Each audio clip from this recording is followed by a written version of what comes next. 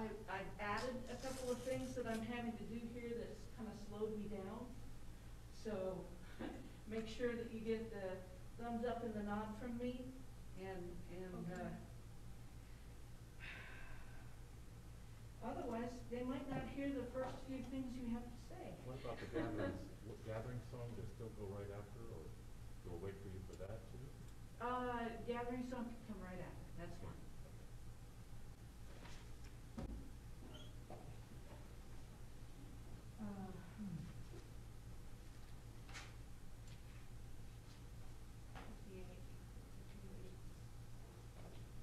Okay, Joseph, we're ready.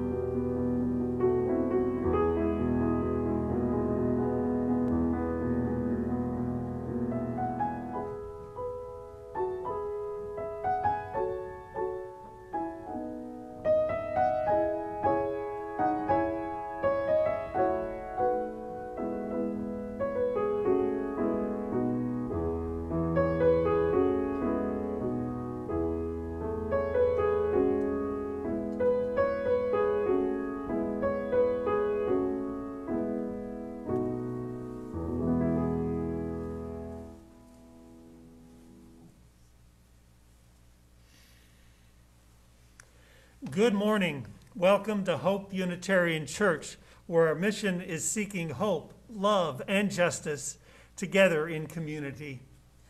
Whoever you are, whomever you love, wherever you are on your spiritual journey, and whatever your life circumstance, you are welcome here.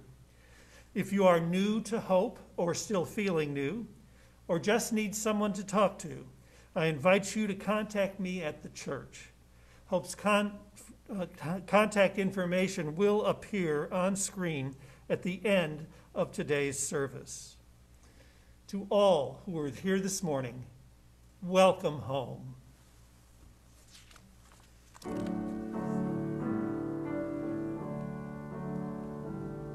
are here together in this holy moment. We're grateful for the winding road that brought us to this place. And we're grateful for the winding road that brought us to this place.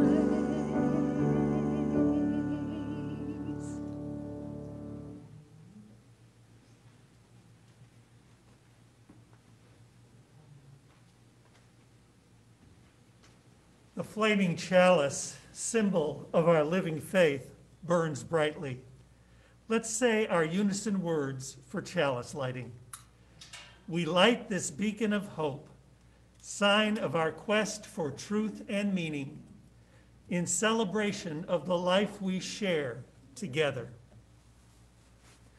Spirit of love, hold us close during transitional times. Spirit of truth, teach us the ways of being and knowing. Spirit of joy, fill us to overflowing as holidays approach.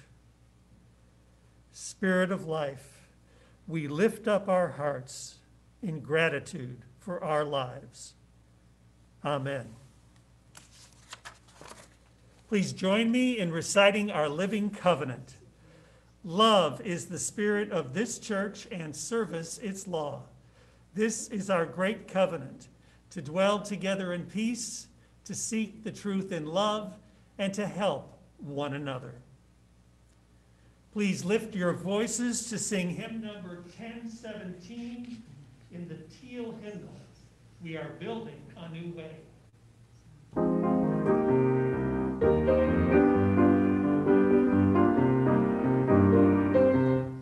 We are building a new way. We are building a new way. We are building a new way, feeling stronger every day. We are building a new way.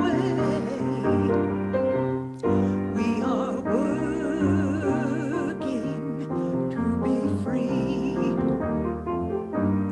We are working to be free. We are working to be free. Hate and greed and jealousy. We are working to be free. We can feed our every need.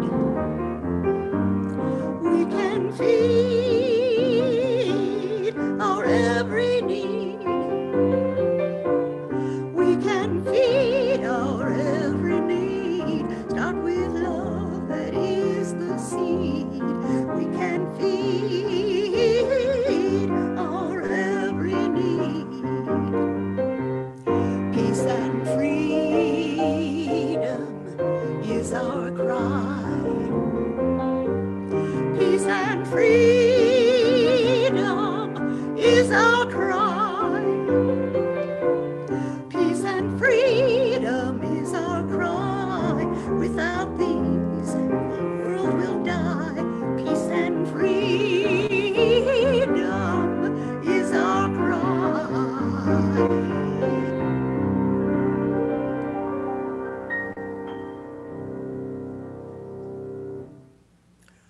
So we may be in the middle of a pandemic, but the work of Hope Church goes on. And there's some things I'd like to remind you about that will be happening this coming week. The transition team will host the adult forum next Sunday, November 22nd. And we will examine the goals and the needs and the desires for Hope's future and in our quest for seeking a new minister. So it's important that you show up to that Zoom meeting and give us your input. Also, our mission to feed the homeless continues. And this week is the week to bring cereal. So if you would like to contribute in that way, you can come bring your cereal 10 a.m. to noon on Friday or from 2 to 4 on Saturday. And if you would like to meet with Reverend Greg, he's holding a cocktail Zoom hour at 4:30 on Thursday. It's a good way to get reacquainted with friends you haven't seen in a while. So please do that. Thank you.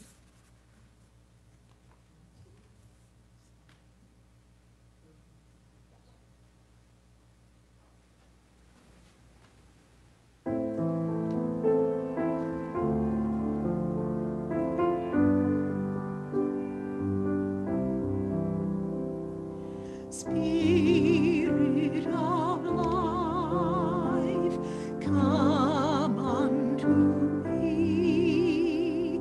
Sing in my heart all the stirrings of compassion. Blow with the wind, my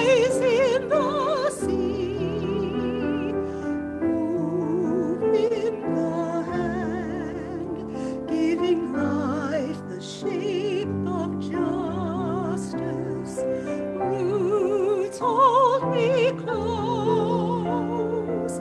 Wings set me free.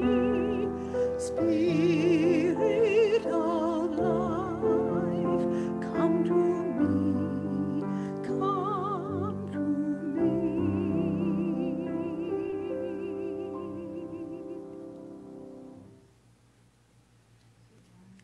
I invite you to meditate on Community Means Strength by Starhawk. We are all longing to go to some place we have never been, a place half remembered and half envisioned. We can only catch glimpses of it from time to time. Community. Somewhere there are people to whom we can speak with passion without having the words catch in our throats. Somewhere a circle of hands will open to receive us. Eyes will light up as we enter. Voices will celebrate with us whenever we come into our own power. Community means strength that joins our strength to do the work that needs to be done.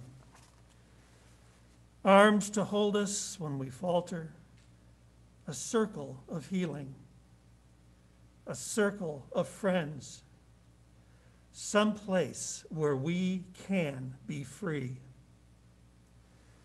May we sit in silence and be one in spirit.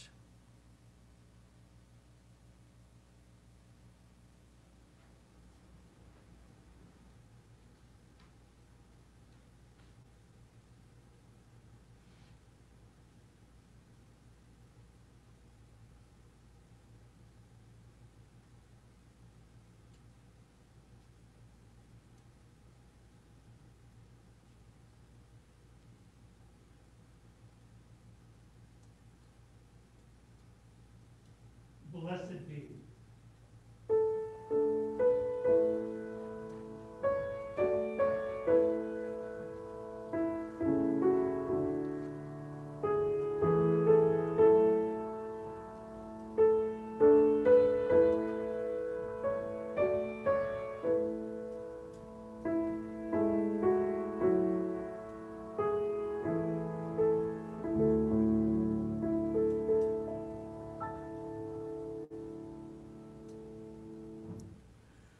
The reading today is on Turning by Jack Reamer. Now is the time for turning. The leaves are beginning to turn from green to red and orange. The birds are beginning to turn and are heading once more to the south. The animals are beginning to turn and are storing their food for the winter. And for leaves, birds, and animals, turning comes instinctively. But for us, turning does not come easily. It takes an act of will for us to make a turn.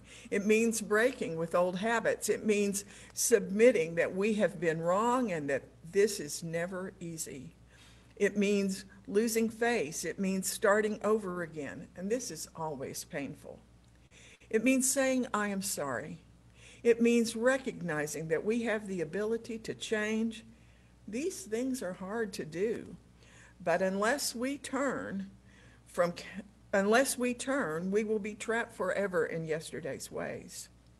Spirit, help us to turn from callousness to sensitivity, from hostility to love, from pettiness to purpose, from envy to contentment, from carelessness to discipline, from fear to faith. Turn us around, O Spirit, and bring us back toward you. Revive our lives at the beginning and turn us toward each other, for in isolation there is no life.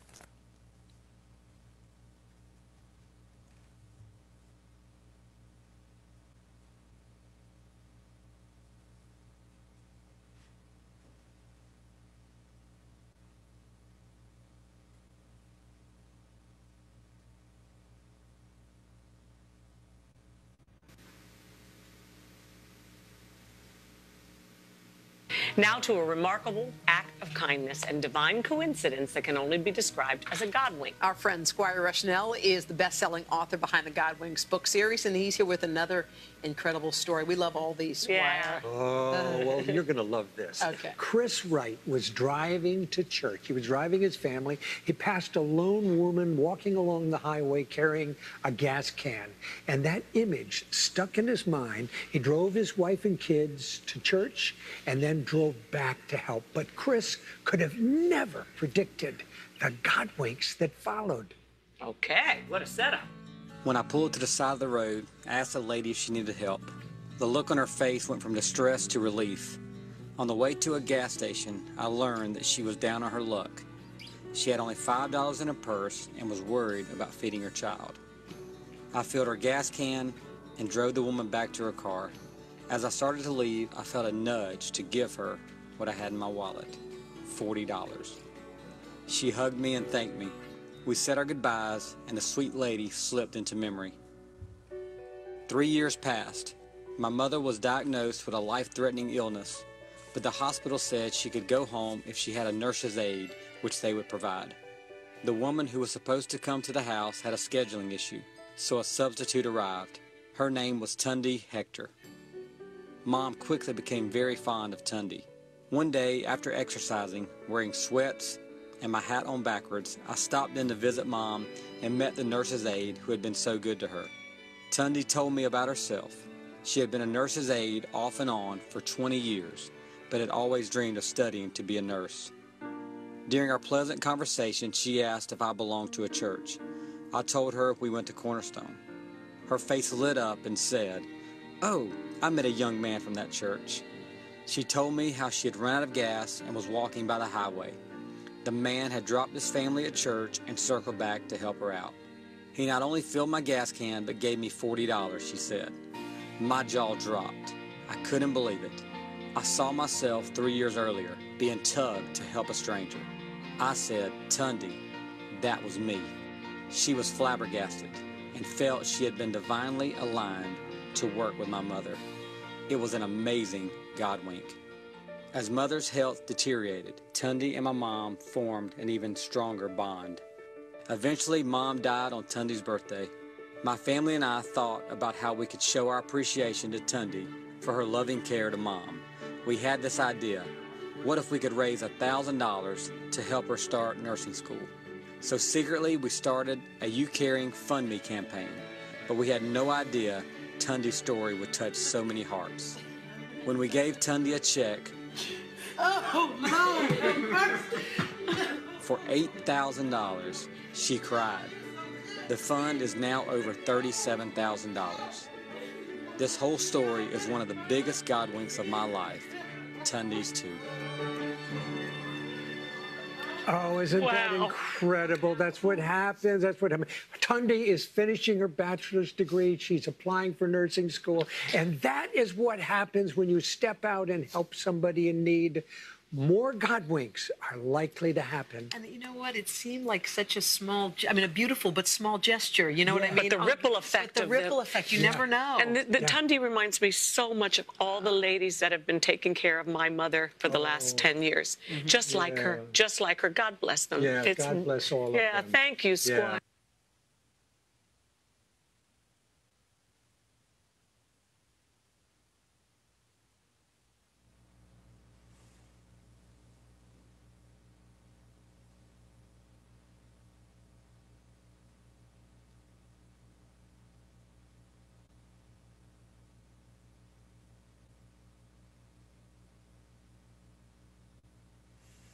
I would never recommend a bleak cell in a correctional institution as a good place to get away from it all.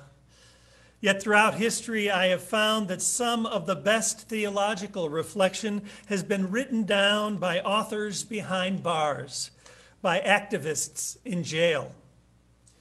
Though they hail from different eras and impart different insights, what they hold in common is hope. From the depths and dungeons of human despair, from days and nights of long suffering, from the very situations in which most of us would give up or give in, these saints have found a reason to sing. During ancient times, it was Paul and Silas, two extremists who encouraged the selling of personal possessions and dividing it with those in need, the elimination of frivolous lawsuits, the sharing of meals with friends and strangers alike, the use of alternative medical practices, and the protest of any government or plan that spread fear, diminished one's humanity, or assumed guilt without evidence.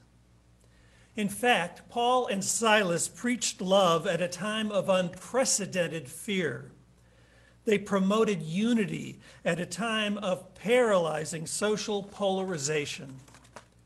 They insisted on free thought at a time when thinking for oneself would likely lead to the gallows.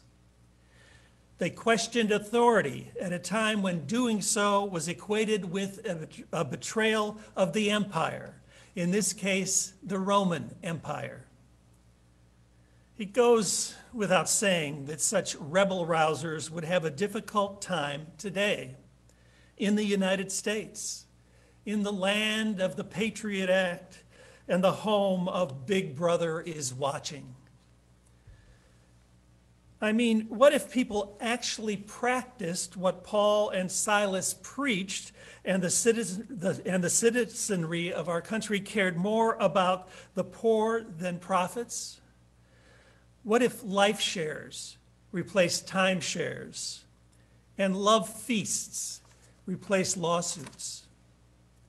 What if politicians became peacemakers and warmongers became the unarmed forces? What if Doctors Without Borders expanded to include people of all vocations and avocations? What if goodness was proliferated to the extent that God became pointless? Just imagine what would happen if we all truly broke bread together. Imagine there's no heaven. It's easy if you try. No hell below us, above us, only sky. Imagine all the people living for today. Imagine there's no countries. It isn't hard to do. Nothing to kill or die for. No religion too. Imagine all the people living life in peace. Imagine no possessions. I wonder if you can. No need for greed or hunger. A brotherhood of man. Imagine all the people sharing all the world. You may say I'm a dreamer, but I'm not the only one. I hope someday you will join us and the world will live as one. No, John Lennon, you are not alone. The 20th century poet turned prophet turned martyr is not the only one that has dared to imagine beyond human potential to humane possibility and to expect science fiction to become eventually science fact.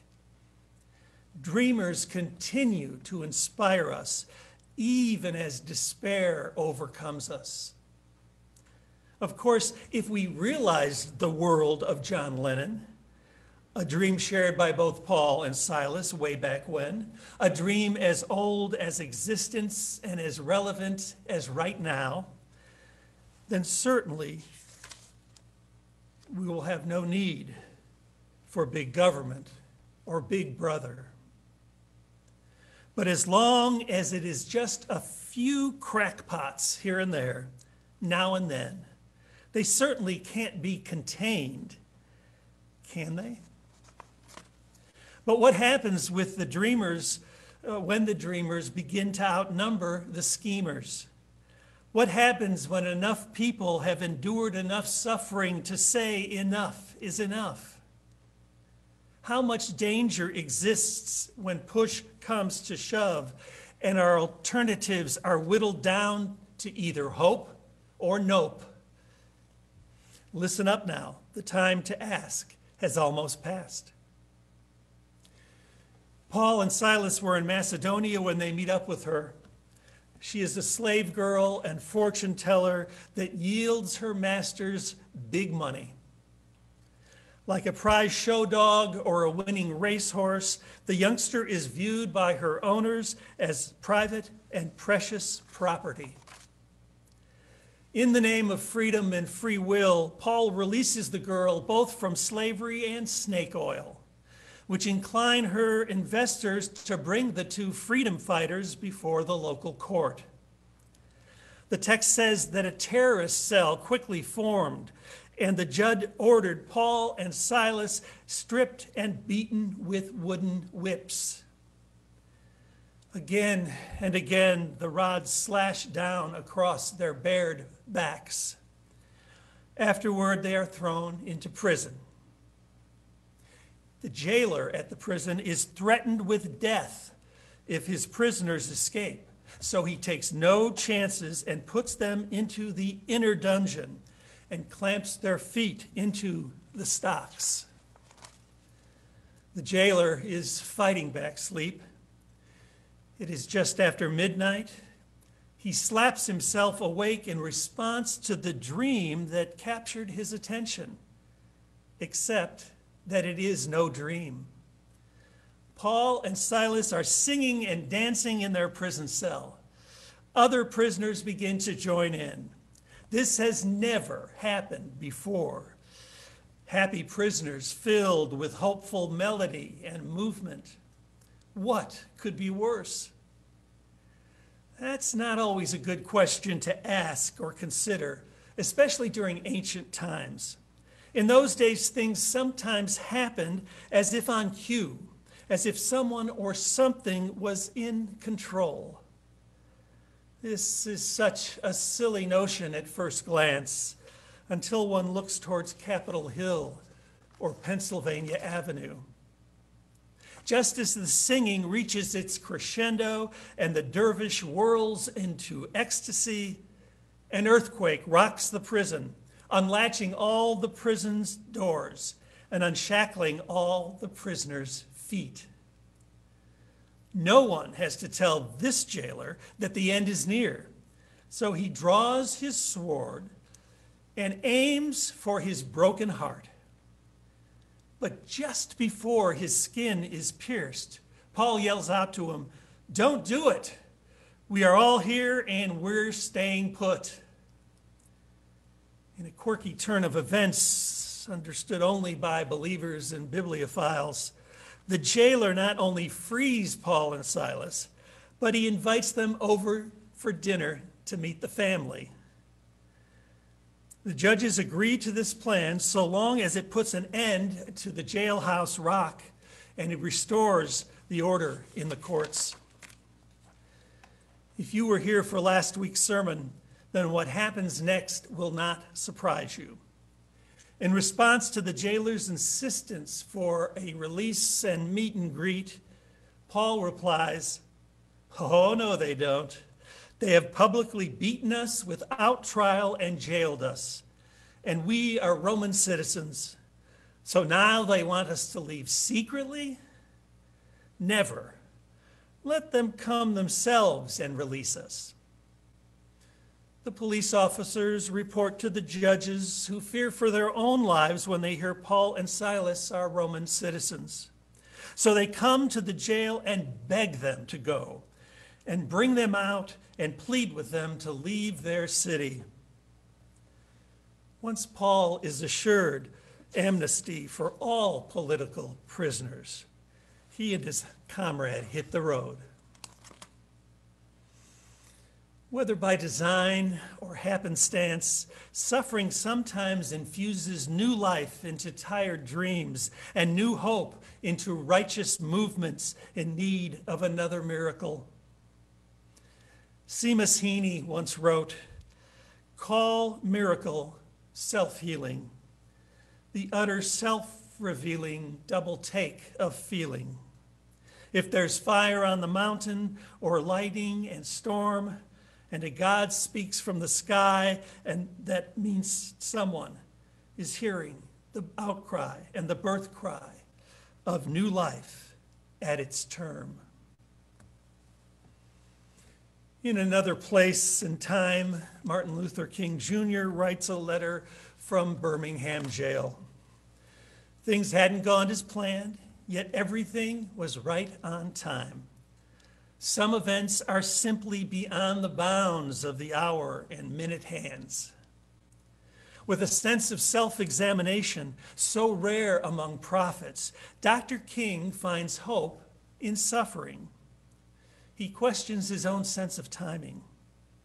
How many times did his white liberal allies admonish him to wait just a little longer, to wait until the movement was better prepared, to wait until the time is right, or did they say white?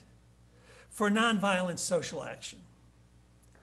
For years now, he writes, I have heard the word wait. It rings in the ear of every Negro with a piercing familiarity. This wait has almost always meant never. Paul and Silas couldn't wait. The earthquake could not have been postponed. Dr. King stopped waiting. When the shackles of human bondage are loosed, it is simply too late to say wait. Settle for civil unions, they once said. Wait for middle America to get used to the idea of being gay as more than a phase or an abomination. If you move too fast, you'll lose everything you fought so hard to gain. He goes on, often what we've gained are really the breadcrumbs of bigotry and the scraps of sanctity that have been reluctantly brushed under the table of justice. It is justice dispensed in increments, meant to stall and not to sate. It is a wait that means never. But is there ever a wrong time for love? Is there never a good reason to wait for love? Never adequate time to prepare for love? No way to break the fall into love? No way to diminish the strength of love? No place to hide from the embrace of love? And mark my words, all ways of loving will take a seat at the table rather than hide underneath it. From his jail cell, Dr. King wrote, when you are ever, forever fighting a degenerating sense of nobodiness, then you will understand why we find it difficult to wait. There comes a time, he says, when the cup of endurance runs over and we are no longer willing to be plunged into an abyss of despair. Once again, when it's either hope or nope, there really is no alternative. When hope springs out of suffering, it is impossible to wait. It is also impossible to count on the power elite and its faithful masses for help, even as you affirm your common citizenship. Paul and Silas were publicly beaten and then privately begged to leave town in order to maintain the status quo. The prisoners didn't try to get in bed with the judges. Instead, they stood up to them and thereby won their freedom on their own terms. Today, liberal leaders are sliding to the center in order to garnish support, or at least scraps, from the ruling class. If Dr. King is to be believed, these backsliders present the greatest threat to equality and democracy. At least white racists, not unlike gay bashers, wear their ignorance on their sleeves. Thus dismissing members of the White Citizens Council and the Ku Klux Klan, Dr. King zeroes in on the real enemy, the white ally, who says he is, quote, more devoted to order than to justice, who prefer a negative peace, which is the absence of tension, to a positive peace, which is the presence of justice, who constantly says, I agree with you in the goal you seek, but I can't agree with your methods of direct action. Finally, he says, shallow understanding from people of goodwill is more frustrating than absolute misunderstanding from people of ill will. Lukewarm acceptance is much more bewildering than outright rejection. When hope springs out of suffering, you cannot count on those who have previously counted you out. Instead, win your freedom on your own terms. Don't wait. Don't count on others. And by all means, don't count on God, at least on those who claim God as Holy Parent. Consider Paul and Silas. They were responsible for the conversions of thousands upon thousands to their unique Jewish sect, including many in Macedonia. There is no mention of their support or concern during the leader's imprisonment. It wasn't much better for Martin. Many of us can name the Unitarian Universalists that marched from Selma to Montgomery simply because so few UUs were on the front lines. Most of us watched the melee on television from the comfort of our segregated living rooms. Dr. King wraps up his letter by concluding, the contemporary church is often a weak, ineffectual voice with an uncertain sound. It is so often the arch supporter of the status quo. He says, far from being disturbed by the presence of the church, the power structure of the average community is consoled by the church's silent and often vocal sanction of things as they are. Now, this poses the question, the one I will leave with you this morning. If Hope Unitarian Church closed its doors forever come Monday, would anybody in the wider community notice? That, of course, depends on us. Don't wait. Don't count on others. Don't count on divine intervention. When hope springs from suffering, the impact is immediate, and it is dependent on no one or no thing. When hope springs from suffering, we will stand up and face our oppressors and win our freedom on our own terms. The table is set, and there is a place reserved for every one of us, even you, even me, to the glory of life.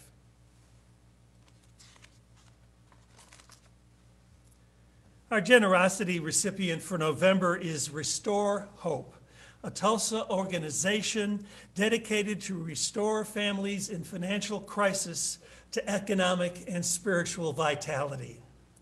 The three principal ways in which they live out this mission are hunger reduction, homeless prevention, and emotional and spiritual nurture. Today's offering in its entirety supports Restore Hope. If you are visiting with us for the very first time, you need only pass the virtual plate. You are our guests, and we're glad you're here. May today's offering reflect our highest aspirations.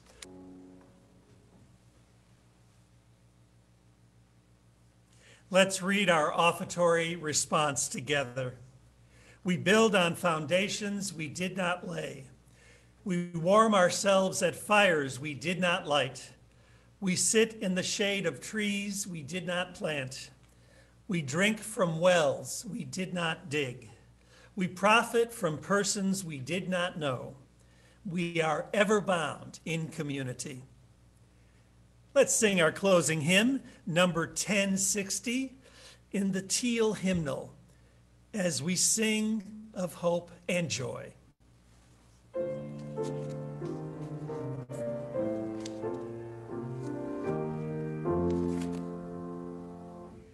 As we sing of hope and joy today, some only anguish and despair.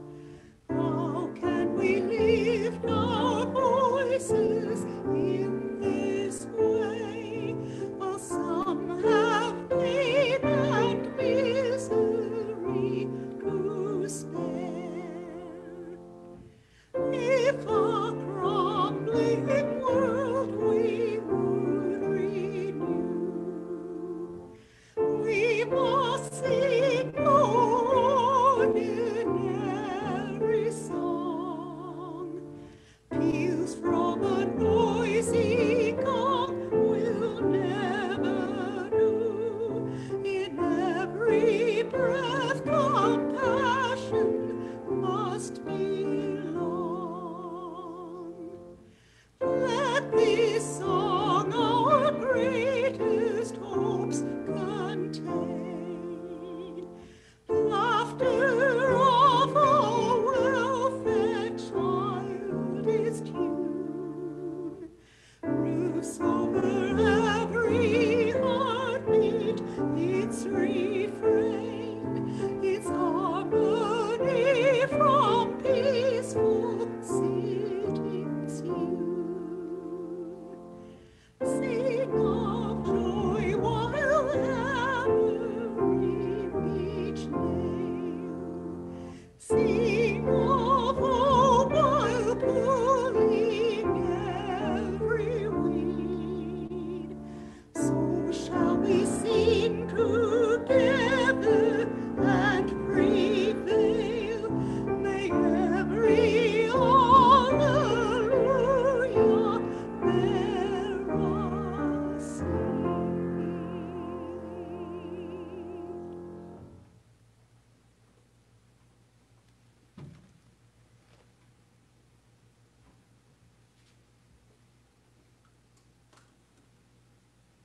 As our chalice is being extinguished, please say these words. We extinguish this flame, but not the light of truth, the warmth of community, or the fire of commitment.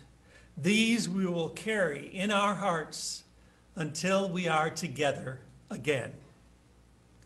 Now may the love that casts out fear and the truth that sets us free lead us forward together till the dayspring breaks and the shadows flee away. Amen.